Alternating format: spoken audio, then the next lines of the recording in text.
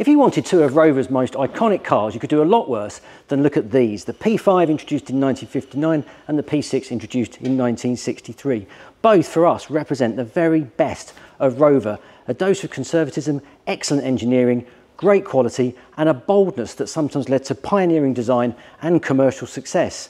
We thought we'd bring these two V8 powered examples together to see just why they're such significant landmarks in Rover's illustrious history.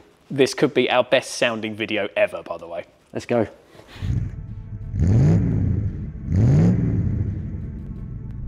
So then, Phil, welcome to the Rover P5, the successor, logically, to the P4. Yes, I don't know how they made up these names. No, it took a lot of meetings to very on impressive, that one. yes. But in every sense, this was a P4, but more. It was bigger, it was wider, it was heavier, it was even more stately than the P4. And if anything, it looked even better as well. It's David Bache design, and I think the P5 is a tremendous looking car, isn't it? It's got huge presence. Presence, exactly. It's stately and imposing, but not too menacing. You can tell why it was the choice of government ministers and monarchy, wasn't it? Oh, absolutely. It's very much that kind of imposing.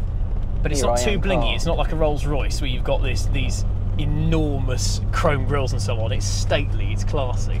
And very much like Rover. I mean, Rover was that, wasn't it? Conservative with a small c, but good quality, solid engineering. Absolutely, and that extended to the engine as well. So you still got initially the 6-cylinder engine from the P4, but the 2.6 was taken up to 3 litres now, so about 125 horsepower, something like that. Silky smooth, of course, just a lovely, lovely unit. It did like to drink.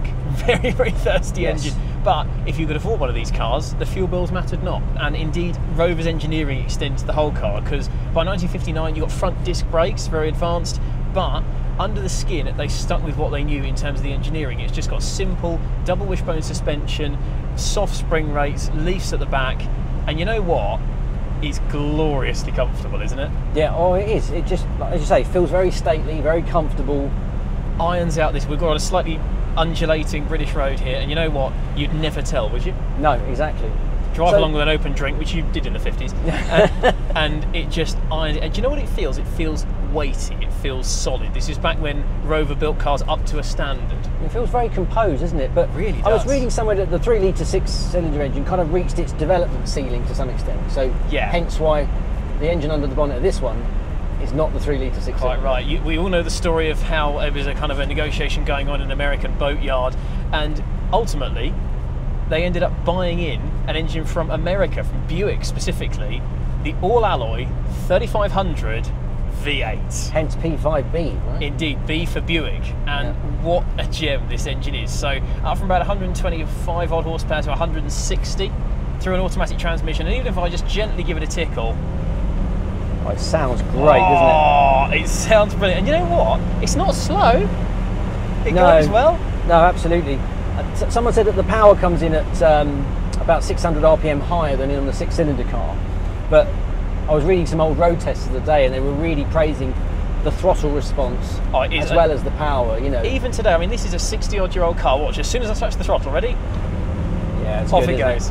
It's also got power steering in the P5b, so it's really easy to control. It's still really nice and light, actually. Someone said it's got quite a long pedal travel, which just, but what that helps is not only give you instant throttle response, but also a nice progressive power delivery. Exactly. Just gives that refinement. It's a gem of an engine, because it's not a high rever, the Rover V8, and it's not this zingy Honda VTEC-y revvy nut job. What it is a smooth, refined, torquey engine. It's a lugger, and you can see why the engine saw service in everything from Land Rovers to TVRs. Yeah. Well, I think Rover suited the gearbox to make sure it changed up more quickly, to again make sure it wasn't too rorty and, you know, sports car-y. Yeah, exactly. Just irons out these bumps as well, I should point out. So it's really making the most of that power plant, and I think again road testers of the day were quite pleasantly surprised that it wasn't too much for the chassis. You know, the power was just perfect. It really, if anything, a much better all-rounder than the 6-cylinder car. Yeah, and actually, if anything, despite the fact Americans didn't get on with this engine because initially it had some reliability issues. It was an alloy engine, so you've got to be doing regular, good quality coolant changes. And for an American car, 3.5 litres is tiny. Yes. You know, they used 3.5 litres to start an American engine. Yep. So you can understand why the Yanks didn't get on with it, but for us, it's perfect. And let's not forget, Rolls Royce didn't offer a V8 at this point. And while you could get a V8 in a Mercedes, it would be 2 or 3 times the price of this. Which is it's typical Rover in a way. It's on paper a bonkers decision to put a 3.5 litre V8 engine in something like this, and yet actually it was a masterstroke. And in every other respect, it wasn't just the engine with the P5b. You also got the Ross-style wheels, you got the power steering, you got additional spotlights, little touches to remind you that you're better than the chap in the 3 litre. Now this one's actually the coupe, isn't it, with the slightly sort of tweaked roof line and a very, very revered car. It looks gorgeous, doesn't it? I think Fastback roof looks line. fabulous. Yeah. I mean, Mercedes said with the CLS in the sort of the mid-2000s they made the first ever coupe saloon car, but they didn't. It was this. Yes. I think it looks gorgeous. It still looks stately today. And it feels so solid as well. The quality is tremendous, isn't it? Again, this is back when Rover built really high quality cars. Everything about it has got really solid weight to it. The doors shut with a lovely thunk. There's no squeaks or rattles in here at all. Yeah. It's such a high quality product. You can totally see why it lived on as well. I mean, it soldiered on to what, 1973? Yeah, it's lived a really long life. 14-year life, you know. And as you said before, it was the favourite of British great and the good. You know, numerous prime ministers were transported in this. Harold Wilson, Margaret Thatcher, they were all seen in Downing Street getting into or out of a P5b, and the last few that were ever made were bought and stockpiled by the British government and rolled out when they were needed. Oh wow. They've never done that with another car since, have they? Yeah.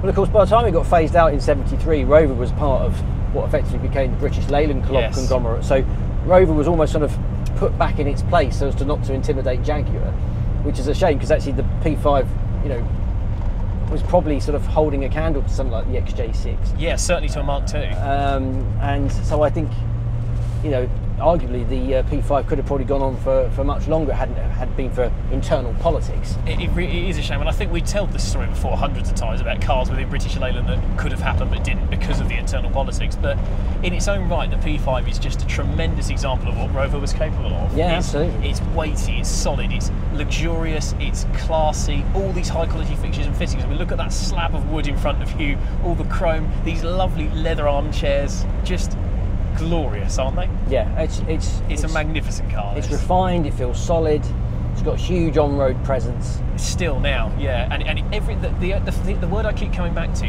is weighty. It feels really solid, hewn from granite, and we're not shimmying around over bumps because we're just ironing them out. The road behind us will be like we've driven over it with a steamroller. Yeah. It just feels glorious, this thing. I guess we need to go and find a petrol station because this at less than 20 to the gallon, this is going to be drinking it, right? She's heavy and she's thirsty, this old girl, but you know what? I think it's a fuel bill you'd be happy to pay. Yeah, it's absolutely. Just tremendous. Well worth it, I would say. But of course, from this slightly staid traditional luxury car, Rover's next step was something a bit more radical. Very, very avant-garde. So let's go and find out a bit more about the P6, shall we? Indeed. Can I do one more? Yeah. Nice. Right, watch this, ready? You don't have to slam these doors, ready? P6 doors, watch this. Right, I'm going to let go of it. Oh. They shut themselves. I'm going to do that myself. They're beautiful. Right, look, here we go, ready? Just let go. How good is that? Right, Joe, I'm very excited to be driving a Rover P6, and not just any P6, a V8 powered one. The 3500 or whatever they call it. Indeed, yes. I mean, with good reason, that Buick V8 survived into the P6. It's just a gem, isn't it? It's just glorious. Like with beautiful. The P5, it just felt purposeful and stately, but there's almost like a, I don't quite know, like a sporty bit sereneness about the P6 that you don't quite get with the P5. It's not as aggressively sporty as a BMW, is it? It's more gently sporting. No. Sporting rather than sporty. Yeah, that's right, yeah. But the engine was about the only thing that did get carried over from the P5, didn't it? Because the P6 was born of some very clever marketing, because Rover recognised there was a gap in the market between the 1.5 litre class with stuff like the Singer Gazelle and the Ford Console, and the 3 litre class, which is stuff like the Vauxhall Cresta and of course their own P5 3 litre. Because there were these kind of young, wealthy, middle class executives who they wanted something bigger than a 1.5, but they didn't want or couldn't afford the big great Auntie Rover 3 litre like their dad had. There was also a burgeoning sort of European fleet market that wanted like a 2 litre, wasn't there? So there was always a kind of need for that, like a medium executive saloon without a hulking great engine initially that they could, you know, buy and be fairly tax efficient with it. So that's and indeed, kind of what that was about. In 1963, that's exactly what we got, because the P6 launched, as a 2-litre, the 2000, and despite being a whole brand new model, it was 30% cheaper than a P5 3-litre. And of course, what came out about the same time? The Triumph 2000. Yes, so indeed. They sort of stablemates by the end of the 60s. But inadvertently, competitors released it pretty much within a month of each other. Yeah, yeah, more or less identical cars, you know, in terms of concept. But in execution, couldn't be more different. And this is what I love about Rover, is that they were sort of known for these sort of flashes of brilliance. And this David Bash, is it David Bash? David Beige, I think. David Beige.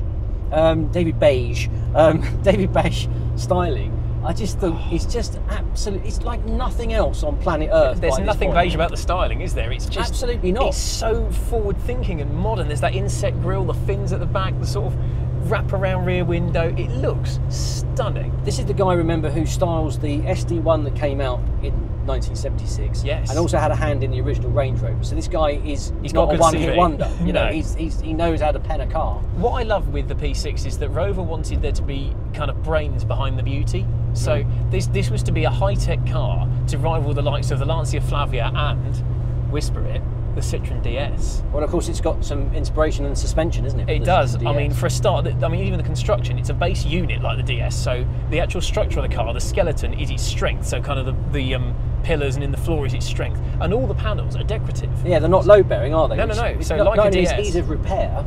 But they could also facelift the car, well, I think was the theory, so they could facelift it quite cost effectively. And you can make it modular, and also that means that, like a DS, you can drive a P6 with no panels on it. If you want, you can drive it just the skeleton, which I think is fantastic. Well, I think they did, didn't they? They did as a prototype. They did shakedown tests. And it was clever as well. So it had a lot of modern safety features within that base unit. It had some of the first crumple zones we ever saw in a car, front and rear. Your steering column is collapsible, so in the event of an accident, you don't get impaled by the steering wheel. It's got inboard brakes, which means it's kind of more imbalanced, it's kind of better for heat dissipation. It does mean a bit hard to work on, but lots of modern high-tech features which your humble kind of 1.5 litre saloon could only dream of at this point. Absolutely. But then of course they add the V8 power unit to it. Yes. From added grunt, and well, absolutely. Oh my, what a transformation that is. What I love is that, look, over these bumps, it just floats. Over a big speed bump there, and it just really handled it, didn't it? The suspension is brilliant on this. I mean, the rear suspension, it's got what's called a de Dion tube, which I won't get into the technicals. I did love her first album. Yeah, she was very talented. I've got some of her albums. But in essence, it keeps the rear wheels parallel. So it means they can only go up and down and do that, which means you don't end up with Triumph Herald style kind of cambering, doing funny things when you go around corners quickly. It's supposed to eliminate lift-off oversteer, exactly, like that, wasn't it? Which when you've got 160 horsepower, you need. Yeah. So that was a very clever engineering, and in the front, even cleverer, because they had what's called bell crank suspension. So the actual struts, they're not like that, they're horizontal, like that. Aren't they? Yeah. And they wanted as much room in the engine bay as possible for that other forward-thinking bit of Rover design. They were looking at doing a jet turbine in this car. It's mental, isn't it? But, absolutely incredible. It shows how sort of forward-thinking and brave they were feeling. Oh, absolutely. This is why I think a lot of people think the P6 is Rover at its peak, because the company had as much free will to create and experiment and develop what they wanted to, but none of the penny pinchers working behind the scenes saying, oh, you can't do that. That Rover could be itself in every sense of the word, and that is what the P6 came to be. I mean, the turbine car never materialised because it was too expensive, too complicated. You can actually see a prototype of that in the British Motor Museum, in fact. But we did get a big old engine bay in which you could put a V8. Yes. And if you'd care to give us a bit of right foot action, sir. It's just actually remarkably refined, right? It's so refined and quiet, isn't it? What an engine. I can't believe how composed and so supple the suspension. It is, isn't it? It's barely a murmur over these really quite pothole rolls. I mean, I don't think it's got quite the weighty feel of the P5, has it? It doesn't iron out the road, but it glides over it in a really elegant fashion. Yeah, it just feels so smooth. Remarkably sort of lightweight as well. It feels very. The steering's very feather-light. It's nimble, isn't it? For what is quite a big car. Yeah. But even the basics of the engineering in this car were clever. Things like the 4-cylinder engine was 4 square, so the bore and stroke was identical, which meant it was smooth. So at motorway speeds, it was quieter, it was more refined, and it was more economical. Just little simple things like that. I guess technically this is like a class down from the P5, and actually the interior packaging is probably as good, if not better. Do you know what? I was just going to say the same. I think for a start, inside it's really spacious. We've got loads of headroom. Even, I mean, I'm a good amount taller than you, and I've still got headroom to spare. The rear legroom is superb because the rear seats are kind of buckety shaped, So you sink into them, so you've got more space, which I really like. And the dashboard is lovely, isn't it? It's got this real kind of modern, almost jet age feel to it. Lovely bits of trim. It's a later version, right, with a slightly different dash. Yeah, I love this kind of big hood that goes over here, so there's no glare on the dials that you've got. It's just beautiful, isn't it? I mean, this one's got orange trim as well, which just finishes it off as far as I'm concerned. Yeah, fantastic. No, it's just, and it just drives brilliantly. This V8 is not overbearing. It's just it just really works as a whole balanced package. The chassis, the steering, the brakes. Yeah, it's remarkably good. And probably unlike anything else in its class at that time. I'd agree with that. I think, don't get me wrong, I'm the world's biggest Citroen DS fan, as you know. And in any other guys, the P6 I would say is arguably the equal to the DS. But put this V8 in it, and suddenly it's a different character. Of course, you sort of think there was probably a bit of pressure, I believe, to have a 6-cylinder engine. Oh, yeah. But mainly because the likes of Jaguar, certainly when this was launched, was still active in the market with S-Type 420, 240, 340, you know, etc., etc. Yeah, add more numbers here, please. Actually, they were proved to be wrong. You know, that was having the 4-cylinder and the V8 models was fine. And actually, the V8 as an executive saloon was probably unrivaled by that point. Yeah, definitely. You know, it probably beat certainly beat any of the Jaguar saloons that were starting to phase out towards the end of the 60s, and certainly better than its Triumph stablemate. Yeah, because the best the Triumph could offer was this kind of mid-rate straight six that certainly wasn't as powerful as this, didn't sound as nice as this, wasn't as refined as this. Yeah. Just magnificent. And what I love with the P6 is it combines all these things, because those traditional Rover values of high quality, sturdy engineering, pioneering thinking, and that upmarket image, they all combine to create a car which even holds up over 60 years on. Yeah, it's just brilliant. They sold over 320,000 of these cars. It's good going, isn't it? With good reason. It's not just the success overall in sales, but the journos absolutely loved it. In fact, this car won the first ever European Car of the Year award. Oh, did it? Okay. As a prestigious award indeed for, I think, a very prestigious car.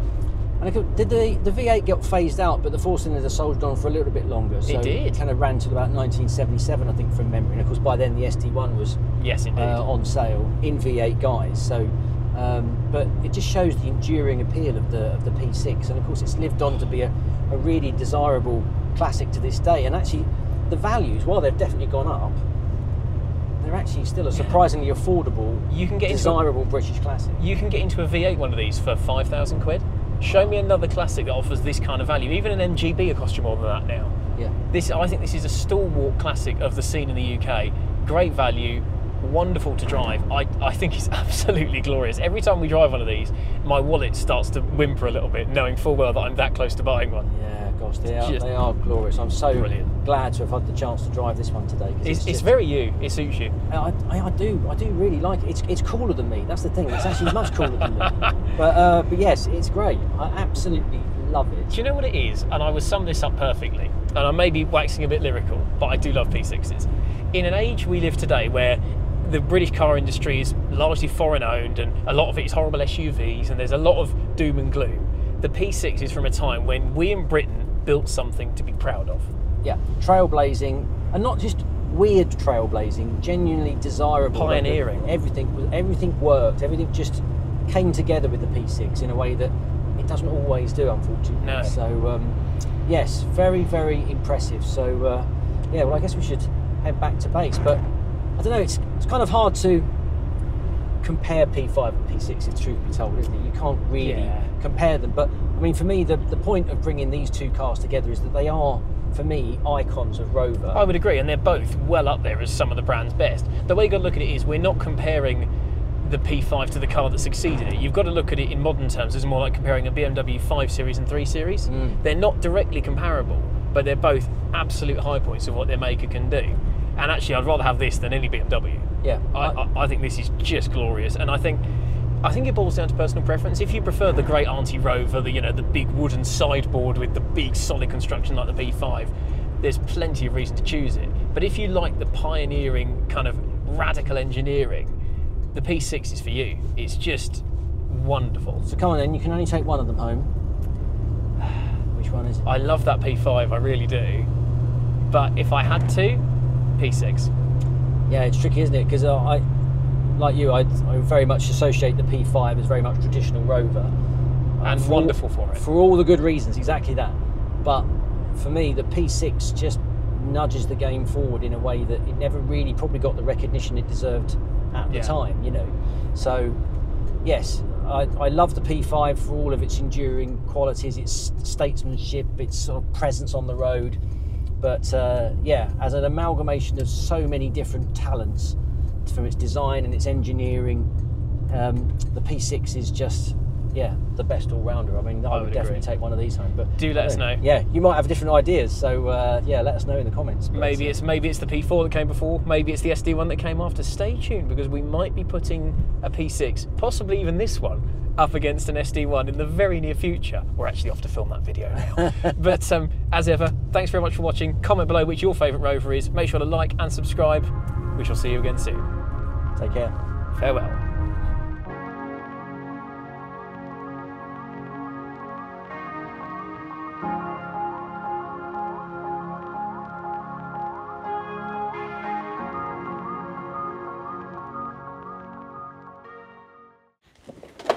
I can't get in that one.